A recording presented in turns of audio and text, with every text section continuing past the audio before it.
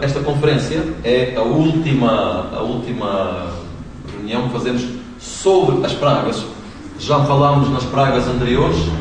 Hoje estamos a terminar este ciclo sobre as pragas de Apocalipse.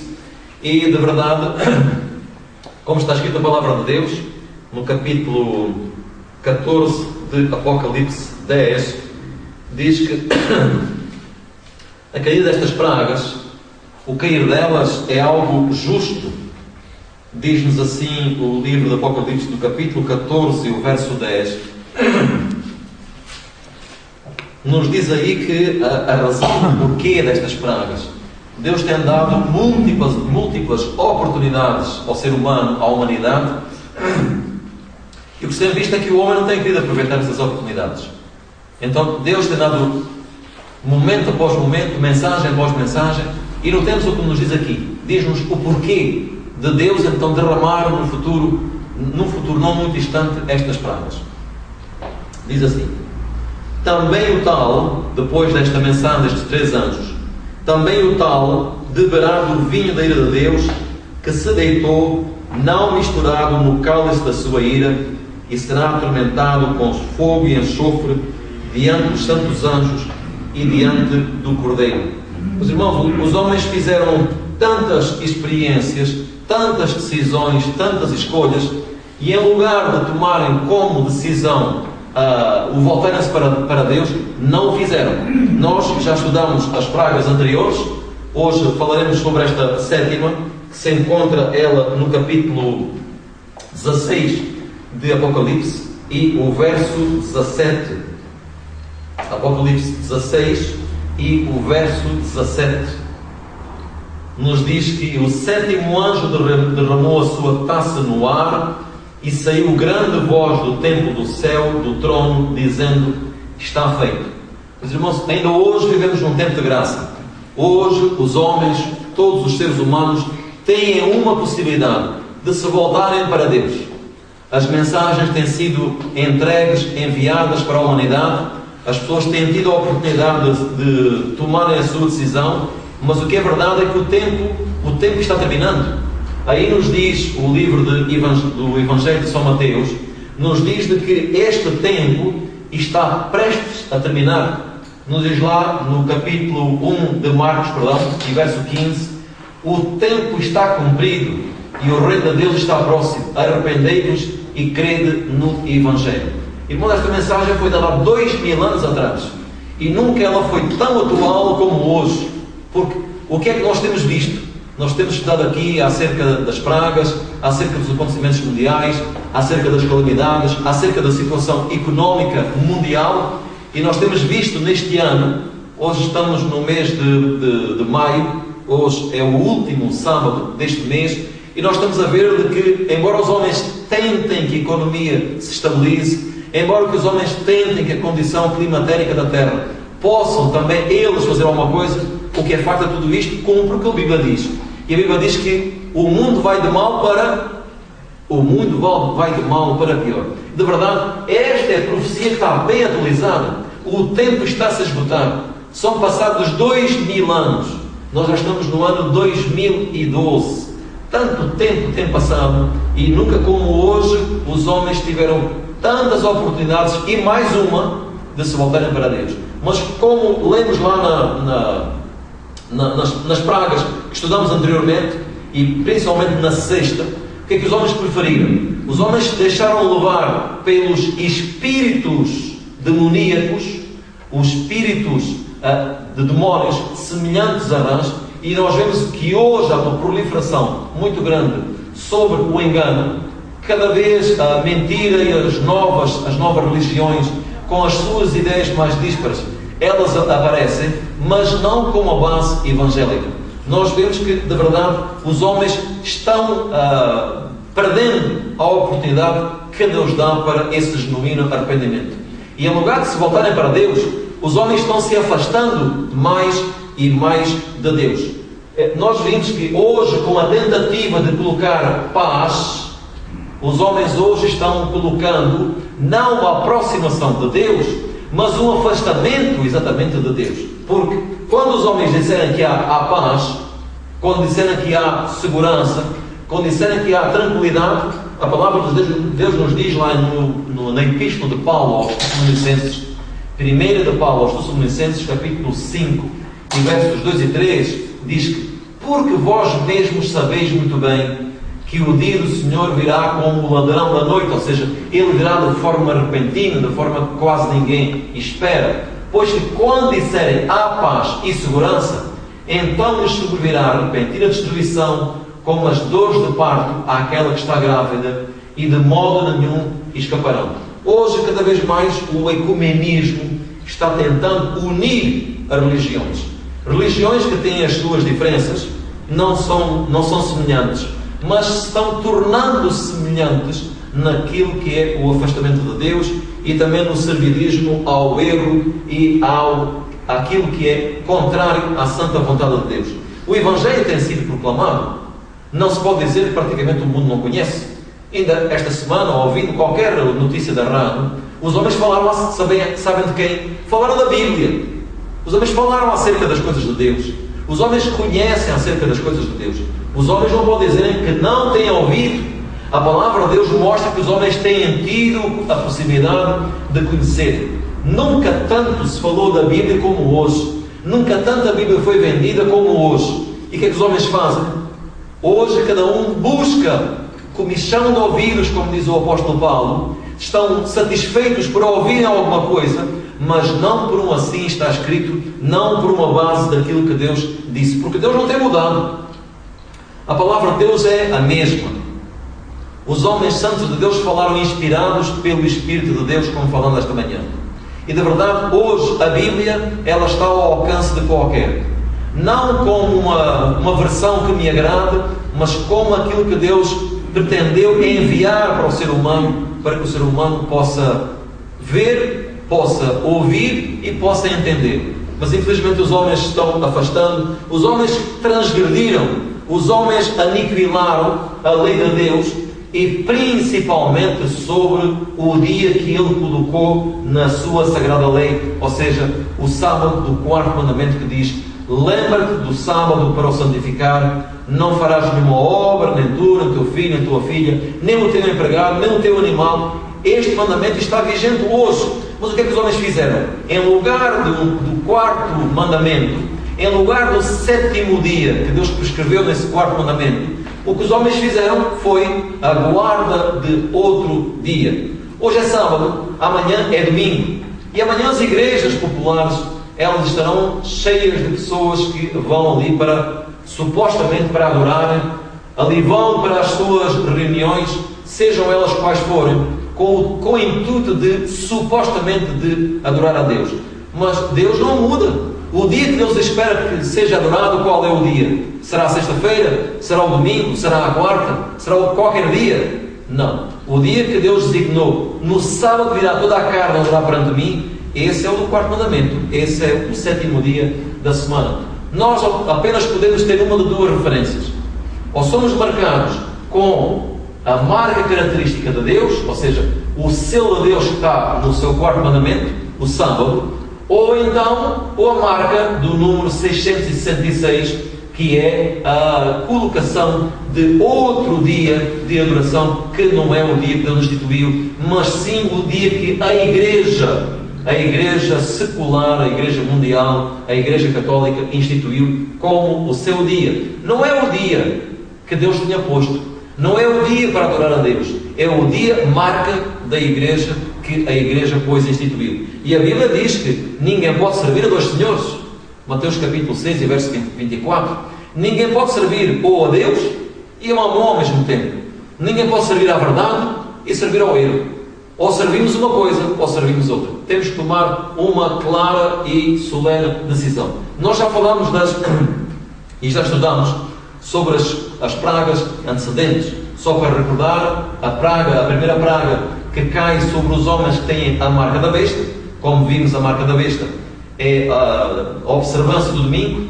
Também já vimos sobre a segunda praga, que cai sobre o mar e que torna a água do mar em sangue. Um dia tocará e um dia cairá, e morrendo ali todos os animais do mar, E também a terceira praga, que será, aliás, que cairá sobre as águas dos rios, fazendo também com que essa água dos rios se transforme também em sangue.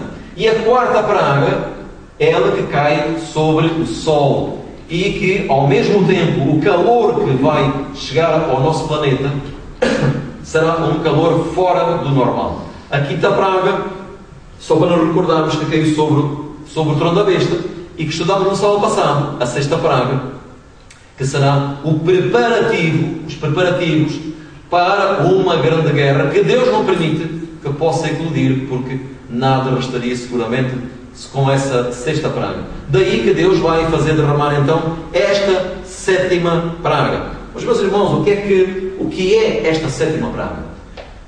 Para os cristãos deve ser um momento de alegria, porque estaremos mais perto da vinda de Jesus Cristo. Ou seja, com a sétima praga, Jesus, sabemos que Ele está a voltar. E isso para nós deve ser algo importante. Mas também haverá quem não ficará satisfeito, porque haverão aqueles que, lamentavelmente, eles antes preferirão que as montanhas, que as pedras, que as rochas lhe caiam em cima, do que poderem contemplar a Jesus. Vamos ler Apocalipse 16 e verso 18. Apocalipse 16 e verso 18. E houve vozes e trovões e relâmpagos, e um grande terremoto, como nunca tinha havido desde que há homens sobre a terra. Tal foi este tão grande terremoto. Meus queridos irmãos, até aqui nós temos ouvido falar de terremotos, qualquer coisa de tremendos, não? Já tem esta terra sofrido com terremotos da classe de 9 na escala de Richter, 8,5, 8,7 e mesmo mais de 9 já tem havido. Mas, meus irmãos, a Bíblia diz que este terremoto é como nunca houve e seguramente como nunca mais haverá. Porquê Deus vai desenvolver uma tão grande violência na Terra? Porque, irmãos, os homens têm desrespeitado, os homens têm despreciado, não têm aprovado, não têm aceito, não têm vivido aquilo que Deus tem dito. Irmãos, e durante milhares de anos a humanidade tem voltado as costas para Deus. E um dia as pessoas chegarão à conclusão que um dia é tarde. Aqui temos um bom número hoje de participantes que podem escutar a palavra de Deus. Mas a Bíblia diz lá no livro de Amós que um dia as pessoas o que farão? Irão de mar a mar, andarão de uma parte para outra. Vamos ler isso no profeta Amós. E as pessoas irão de um lugar para o outro, irão em busca da palavra de Deus, e o que sucederá? Já não a poderão encontrar. Amós capítulo 8 e versos 11 e 12. Amós 8, 11 e 12, que nos diz, sensivelmente a página 860. 860, sensivelmente. É depois de Daniel, depois de Oseias, Joel, Amós, aí está. Diz-nos assim: porque eis que vêm dias, diz o Senhor Jeová, em que enviarei fome sobre a terra, não fome de pão, nem sede de água. Então será fome de quê? Será sede de quê? Mas de ouvir as palavras do Senhor. Irão vagabundos de um mar até outro mar, e de norte até o oriente, correrão por toda a parte, buscando o quê? Buscando a palavra do Senhor, mas tristemente não a acharão. Meus irmãos, ainda agora a porta da graça se encontra aberta. Sabemos que quando a porta da graça se fechar, Cristo terá terminado a sua intercessão, dirá aquelas palavras: está feito, está consumado, não há nada mais para fazer, e o seu regresso será iminente. Mas agora as pessoas podem buscar, as pessoas podem procurar, as pessoas podem ler e podem entender, podem ouvir, podem presenciar sobre aquilo que fala a palavra de Deus sobre o fim. Mas um dia, meus queridos irmãos, um dia não haverá essa possibilidade. A Bíblia diz que um dia as pessoas irão à procura, sim, mas já será tarde, já não encontrarão a palavra de Deus. Por isso é que Deus diz que um dia será um tremendo, mas um tremendo terremoto. Será qualquer coisa de espantosa, que esta terra se removerá, o mar se revoltará, as armas de guerra que estão contidas no interior desta terra se manifestarão, e esta terra será tocada pela força, uma força espantosa, uma força que não será possível de descrever, mas que irá seguramente fazer com que coisas tremendas esta terra vai viver seguramente. Por isso a Bíblia diz lá no livro do profeta Isaías, capítulo 51, 55, e desde o verso 1 até o 6, que sintetizando é: buscai a Deus enquanto se pode achar. Buscai a Deus enquanto está perto. Porque virá o tempo, virá um dia em que as pessoas, possivelmente por receio, por medo, por verem aquilo que está a acontecer, pensarão voltar para Deus, não por convicção, mas por medo. Mas isso será tarde. Por isso agora é o tempo de nos voltarmos para Deus. Mas a praga, esta sétima praga, ela não ficou com estes 2 versículos que nós lemos. Temos agora o verso 19, Apocalipse 16 e verso 19, que nos diz: e a grande cidade fendeu-se. A grande cidade. Que cidade será? Já vamos ver. Em 3 partes.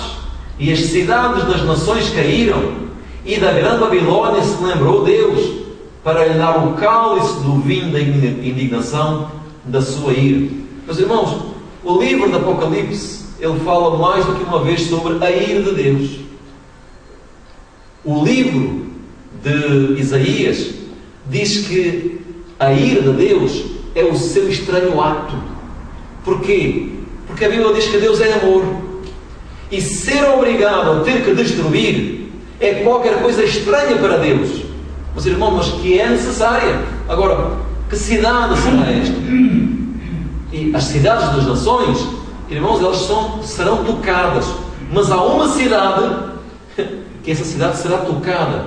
Será, digamos, a cidade número 1 a ser tocada. Hoje as pessoas têm muita vontade de visitar esta cidade. Todos conhecem esta cidade. Pelo menos de fotografia nós conhecemos. Esta é a cidade do Vaticano, em Roma, na Itália, e toda a gente gosta de visitar. Toda a gente gosta de conhecê-la por dentro e por fora, tirar fotografias, fazerem as suas recordações, os seus souvenirs. Mas, um dia, esta grande cidade que se tem alimentado de todo o negócio fraudulento de religião, fraudulento da verdade, um dia será tocada, será ferida, será destruída. Não vamos falar dela, já falámos aqui há 2 reuniões atrás, não vamos mais falar dela. Mas o que ela tem de opulência interior, o que ela tem de riqueza interior, o que ela tem de vaidade interior, ela que diz: sou viúva, mas não verei o pranto, não ficarei só. Ela considera-se uma potência religiosa, considera-se que não desaparecerá. Mas a palavra de Deus diz que ela desaparecerá. Desaparecerá porque Babilônia não poderá subsistir. Tudo aquilo que tem sido o engano. E então o que cairá sobre os moradores da terra. E meus irmãos, este é Apocalipse 16 e verso 21. Ou seja, no seguimento desta sétima praga, que nos diz: e sobre os homens, agora não sobre a cidade, mas sobre os homens, caiu do céu uma grande saraiva, pedras do peso de um talento. E os homens blasfemaram de Deus por causa da praga da saraiva, porque a sua praga era muito grande. Pois irmãos, se nós lermos o capítulo 16 de Apocalipse, aí damos conta de uma coisa, de um pequeno, importantíssimo e solene detalhe. No cair das pragas, 3 vezes os homens blasfemam de Deus. Damos conta disso. Damos conta que foi na 4ª praga, os homens, verso 9, Apocalipse 16, verso 9, diz: e os homens foram abrasados com grandes calores, e o que fizeram? Blasfemaram o nome de Deus. Diz-nos o verso 11, na quinta praga, e por causa das suas dores e por causa das suas chagas, o que fizeram? O que disseram?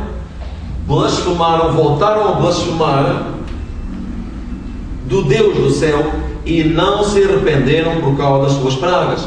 E é interessante agora vermos que nesta praga, na sétima praga, o que os homens fizeram foi voltaram a blasfemar sobre Deus. Irmãos, o que é que isto significa? Os homens estão convictos da sua revolta, estão convictos de estarem contra Deus, porque, irmãos, quem é amigo de Deus, quem serve a Deus, quem segue a Deus, será que vai blasfemar dele?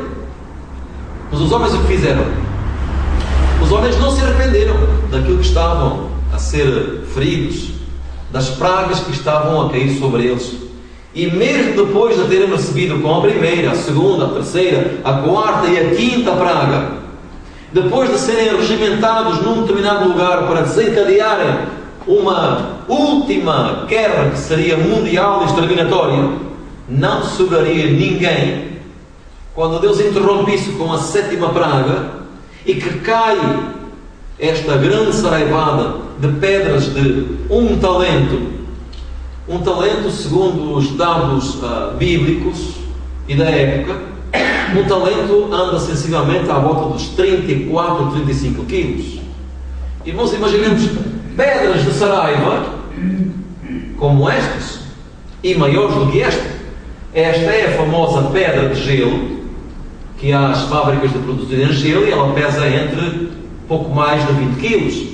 Isto são sacos de gelo que pesam simplesmente 5 quilos, mas tem havido saraivada a cair na terra em vários países, tem morto muitas pessoas, que são pedrinhas que sensivelmente que meio quilo, 1 quilo, às vezes são um tipo de geada que cai e não é tão pesada. Há pouco tempo nos Estados Unidos, no condado de Kansas, caiu uma pedra de gelo que alguém agarrou e quando pegou nela, ela já só pesava cerca de 1 quilo.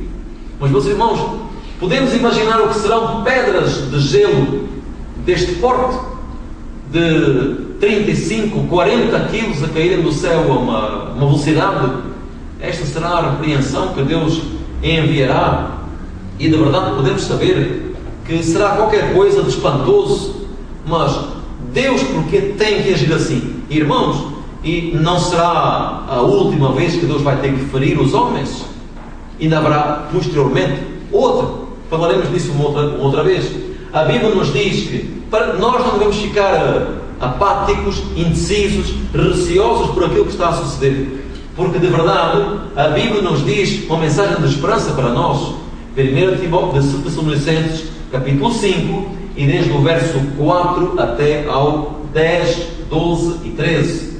Mas vós, irmãos, já não estáis em trevas, para que aquele dia vos surpreenda como um ladrão, porque todos vós sois filhos da luz e filhos do dia. Nós não somos da noite nem das trevas. Não durmamos, pois, como os demais, mas vigiemos e sejamos sóbrios. Meus irmãos, o que é que significa vigiemos e sejamos sóbrios? Meus irmãos, vigiemos, nós temos estado a fazer aqui nos estudos anteriores, temos chegado a uma conclusão de que o mundo está vivendo de facto os últimos tempos, profeticamente os últimos tempos. A condição climatérica da Terra, ela nos aponta que estamos vivendo num período de aquilo que os homens chamam de sem retorno. A economia, como se encontra? Encontra-se também, praticamente não é possível voltar atrás. Por isso a Bíblia nos diz que vigiemos e sejamos sóbrios. O que é que significa isto? Ser sóbrio, ser consciente daquilo que está a suceder. Não podemos pensar, bom, estas coisas estão a suceder, tudo isto sucedeu assim. Não. Estas coisas sucedem para que nós nos perdemos, para que nós sejamos conscientes de que, na verdade, Deus tem uma conta a ajustar com este mundo. Seguimos a ler. Porque os que dormem, dormem de noite, e os que se embebedam, embebedam-se de noite. Mas nós que somos do dia, sejamos sóbrios, vestindo-nos da couraça da fé e do amor, e tendo por capacete a esperança da salvação. Porque Deus não nos destinou para a ira, mas para a aquisição da salvação por nosso Senhor Jesus Cristo, que morreu por nós, para que, quer vigiemos, quer durmamos, vivamos juntamente com Ele. Mas, irmãos, aquilo que é mais importante para nós, aquilo que deve ser a razão do viver de um cristão, deve ser isto: esperamos que Jesus volte. Em João capítulo 14, verso 1, 2 e 3, ele disse: vou preparar-vos lugar. E, meus irmãos, ele disse: se eu for e vos preparar lugar, o que é que iria suceder? O que é que sucederá? Qual foi a promessa de Jesus? Ele disse: virei outra vez. Irmãos, esse deve ser o nosso desejo, a nossa prece. Jesus, quando ensinou os seus discípulos a orar, uma das frases dessa oração é: venha o teu reino. Não se turbe o vosso coração. Credes em Deus? Crede também em mim. Na casa do meu Pai há muitas moradas. Se não fosse assim, eu vos teria dito: vou preparar-vos lugar. E se eu for e vos preparar lugar, o que sucederá? Virei outra vez. Meus irmãos, Jesus prometeu. Os próprios anjos, quando testemunharam que Jesus estava sendo elevado aos céus e que viram que os discípulos estavam olhando, eles disseram: varões galileus, Atos dos Apóstolos capítulo 1 verso 10, porque estás olhando para os céus? Esse mesmo Jesus que foi recebido nos céus virá da mesma forma como vós o visteis ir. E ele disse: virei outra vez. Mas ele virá para quê? Para vir e ir sozinho? Não. Ele disse: e vos levarei para mim mesmo, para que onde eu estiver, estejais vós também. Meus irmãos, em Apocalipse capítulo 1, a mensagem tão solene, tão importante, tão bonita e tão necessária de compreender, nos diz que, capítulo 1 e verso 7, diz: eis que vem com as nuvens, e todo o olho, todos aqueles que, quando da vinda de Jesus forem invisuais ou cegos, terão uma surpresa. Qual será a surpresa? Os seus olhos também se vão abrir. Porquê? Porque Jesus prometeu: todo o olho o verá. Até mesmo aqueles que o traspassaram irão ver a Jesus. Jesus, neste momento, Ele está intercedendo no céu em nosso favor. Ele é, de acordo com a palavra de Deus no livro do apóstolo Paulo aos Hebreus, ele diz que Cristo é o nosso sumo sacerdote, que está no santuário celestial a apresentar o seu sacrifício em prol daqueles que o aceitam. Não em prol daqueles que vivem nesta terra de uma forma dissoluta e despretensiosa. A nossa esperança está em que Jesus vai voltar. E a Bíblia diz que Ele, quando vier, virá como vencedor. Por isso Ele está, biblicamente, sentado no cavalo branco, no cavalo da vitória. E, de verdade, para nós, a sua vinda será uma vitória. A vitória sobre o mal, sobre o pecado, sobre os pecadores. E, na verdade, para deixar bem claro que a sua vinda deve ser também desejada e esperada por nós. Meus irmãos, este mundo está vivendo os últimos momentos da sua história. Não há muito mais tempo para viver. Há muito tempo que se apregou que Jesus vai vir. De acordo com o que nós lemos no versículo de introdução, no livro do Evangelho de São Mateus, no capítulo 24, diz que depois da aflição daqueles dias, já passou. Depois que o sol se escureceria, também já passou. Depois que a lua não daria a sua luz, também já passou. Depois que as estrelas do céu seriam abaladas, cairiam do céu, e as potências do céu seriam abaladas, também já passou. Tudo isto são factos, alguns deles já têm mais de 150, 160 anos. A Bíblia diz que nos últimos dias da história da Terra seriam tempos difíceis e trabalhosos, homens amantes de si mesmos, presunçosos, blasfemos. As religiões iriam deixar a pureza da verdade e se voltariam para o erro e para as fábulas. E Jesus disse que depois de tudo isto, Ele deixou claros os sinais, e Ele disse: quando vires estas coisas, levantai os vossos olhos, porque a vossa redenção está próxima. Então Ele disse: então aparecerá no céu o sinal do Filho do Homem, e todas as tribos da terra se lamentarão, e verão o Filho do Homem vindo sobre as nuvens do céu, com poder e grande glória. Irmãos, não é que nós criamos na cruz, mas apenas há um caminho possível para a eternidade. É o caminho através dos méritos de Jesus na cruz. É os méritos de Jesus colocados em vosso lugar e em meu lugar. Não há outra possibilidade. A vida eterna é uma coisa que todos nós desejamos. Ninguém quer morrer, ninguém está candidato para sofrer. Mas o que nós pretendemos é uma vida melhor, uma vida diferente daquela que esta terra tem para oferecer.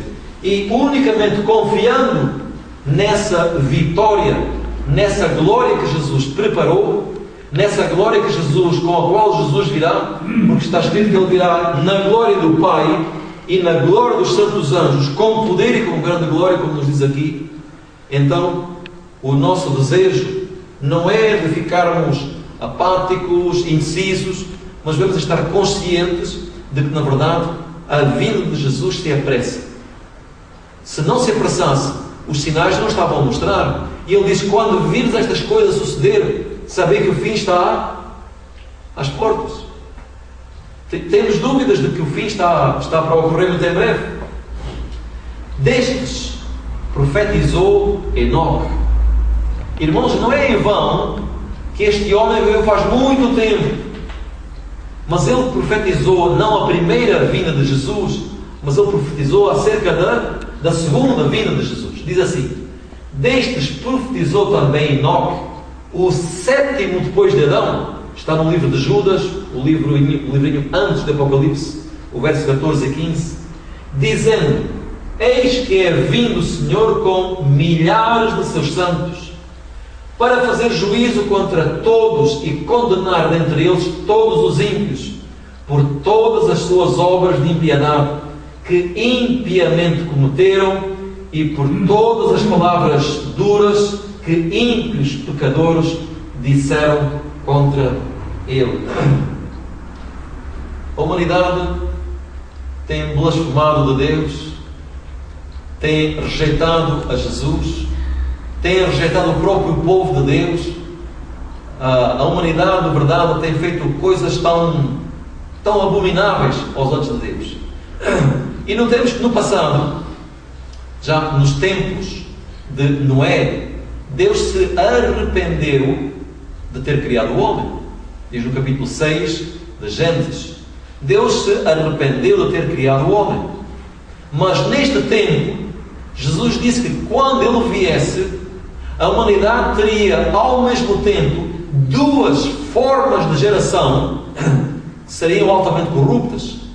A geração do tempo de Noé, comiam, bebiam, casavam e davam-se em casamento, e a outra, a geração do tempo de Sodoma. E nós o que estamos a viver hoje são estas duas gerações ao mesmo tempo. Sabemos como era a cidade de Sodoma, hoje chamados dos sodomitas. Tudo aquilo que é contrário à ordem estabelecida por Deus para o casamento. E meus irmãos, hoje estamos vivendo nestas duas sociedades, nestas duas eras simultâneas. Aquele tempo, aquelas cidades tiveram mais de 700 anos de diferença. Aquelas sociedades estiveram assim distantes uma da outra.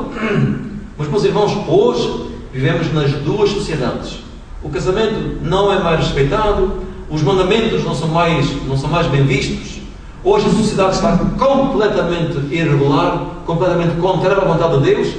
E Jesus disse que quando Ele viesse, seria exatamente com este tempo assim. Por isso, o que nós aceitamos, o que nós compreendemos, o que nós desejamos, é que Jesus venha E meus irmãos, voltando a Apocalipse capítulo 16, nessa 7ª praga, aí nos diz que, na verdade, os homens blasfemaram de Deus por causa da praga de Saraiva, porque a sua praga era muito grande. Porque é que os homens não se voltam para Deus agora? Porque a Bíblia diz: busquei a Deus enquanto se pode achar, invocai-o enquanto está perto. Meus irmãos, é o tempo de despertarmos, porque aquilo que estamos a ver, não sabemos mais quantas vezes é que nós teremos a oportunidade de poder contemplar. A vinda de Jesus está às portas. Todas as coisas estão a dizer que Ele está para vir em breve. E muitos não terão a possibilidade, muitos não têm o privilégio que nós temos. E um dia, muitos irão fazer o quê? Será blasfemarem contra Deus.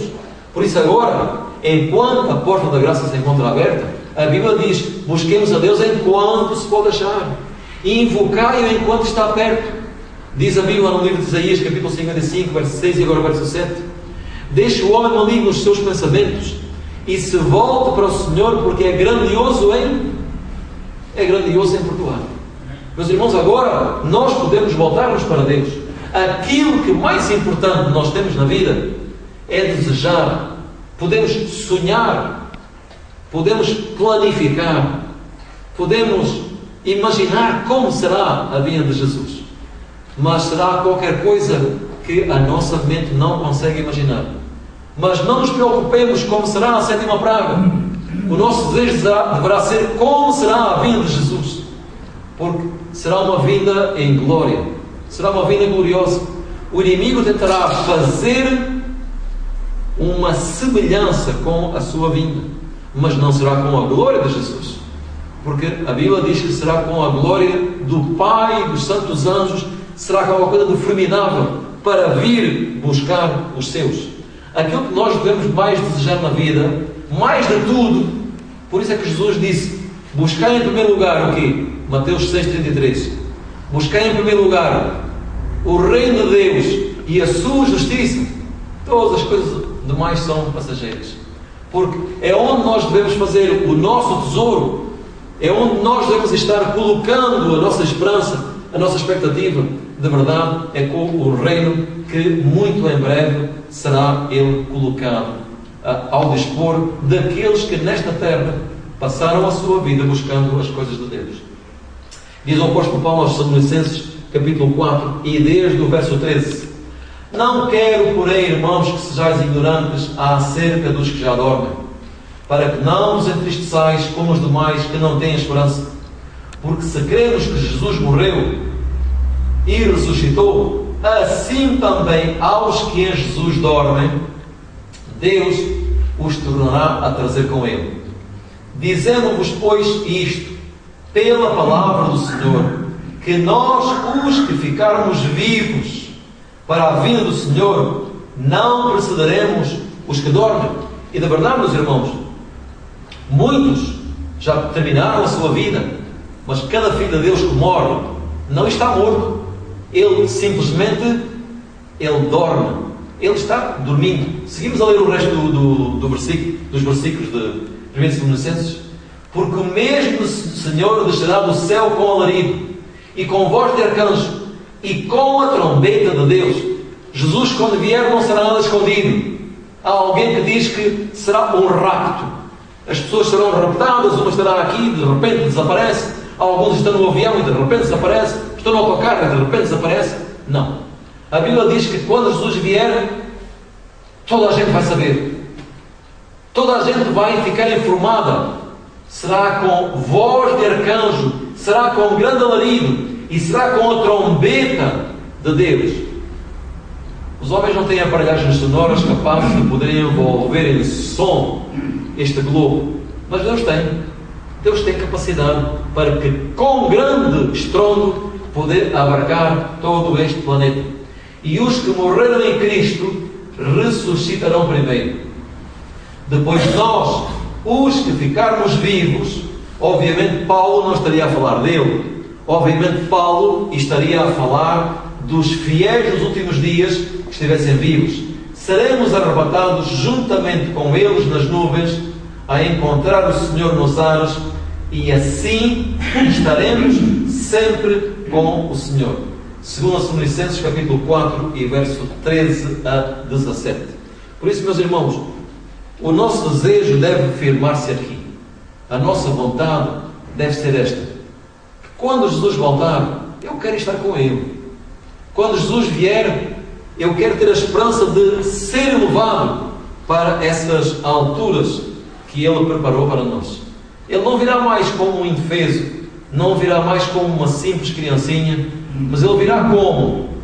Ele virá como Rei dos Reis e Senhor dos Senhores. Ele virá para governar, Ele virá para dirigir, Ele virá para buscar aqueles que durante anos da sua vida foram expectantes sobre o seu regresso. A nossa perspectiva deve ser esta: buscarmos e dizer: eis que é vindo, eis que Ele vem, breve virá. Deve ser de verdade o nosso cantar, deve ser o nosso desejo e também a nossa oração. Por isso, meus irmãos, quando o mundo for tocado da forma tremenda com esta sétima praga, já terão sido decididos os destinos de cada um. E cada um, como se costuma dizer, cada um é o arquiteto do seu próprio destino. Cada um busca aquilo que lhe agrada. Cada um procura aquilo que tem interesse. Se temos interesse nas coisas de Deus, vamos esforçar nelas. É como um homem que encontrou um terreno e nesse terreno encontrou uma pérola. E o que fez ele para se tornar dono dessa pérola? A Bíblia diz lá naquela parábola da pérola preciosa, Jesus disse que aquele homem, ele vendeu tudo quanto tinha para quê? Para ficar com aquela pérola. E, meus irmãos, assim deve ser também para conseguirmos a vida eterna. Deixar todas as coisas que servem de embaraço, como diz lá o apóstolo Paulo aos Hebreus, o capítulo 12. Hebreus capítulo 12 e verso 1 e 2. Hebreus 12, 1 e 2 diz: portanto, nós também, pois que estamos rodeados de uma tão grande nuvem de testemunhas, notemos bem agora o que diz, deixemos todo o embaraço. O que é isto? Tudo aquilo que nos perturba, tudo aquilo que nos impede, tudo aquilo que é um obstáculo. Irmãos, e cada pessoa pode ter o seu obstáculo. Uns podem ser vícios, outros podem ser caprichos, uns podem ser ideias, outros podem ser ideais. Irmãos, mas tudo isso são e podem ser embaraços. Então a Bíblia nos diz: deixemos todo o embaraço e o pecado que tão de perto nos rodeia e corramos com paciência a carreira que nos está proposta, olhando para Jesus, autor e consumador da fé, o qual, pelo gozo que lhe estava proposto, suportou a cruz, desprezando a afronta, e se assentou à destra do trono de Deus. Oxalá, meus irmãos, nós aproveitamos também o tempo de graça que ainda resta, porque esta terra já não tem muito mais tempo. Os homens estão prognosticando, os homens estão dizendo que o mundo está para terminar. Alguns estão para aí dizendo que vai ser até mesmo este ano. Ninguém sabe. Jesus mesmo disse: não vos convence a ver. Imaginemos a angústia de um condenado à morte, quando ele é levado para o corredor da morte. Ele sabe que daí por umas horas ele vai morrer. E se de repente alguém vai dizer: não, você não vai ser morto ainda. Há pessoas que têm estado a viver no corredor da morte durante dezenas de anos, na expectativa de viver, na expectativa de morrer. Por isso é que Jesus disse: não vos convence a ver, não é bom. Agora nós devemos viver com esta esperança. E que esta esperança não seja só uma esperança, que esta esperança seja uma certeza, que Jesus virá para buscar aqueles que o buscam, aqueles que o anseiam, aqueles que o esperam. E oxalá esses possamos ser nós aqui. Amém. É o meu desejo em nome de Jesus. Amém.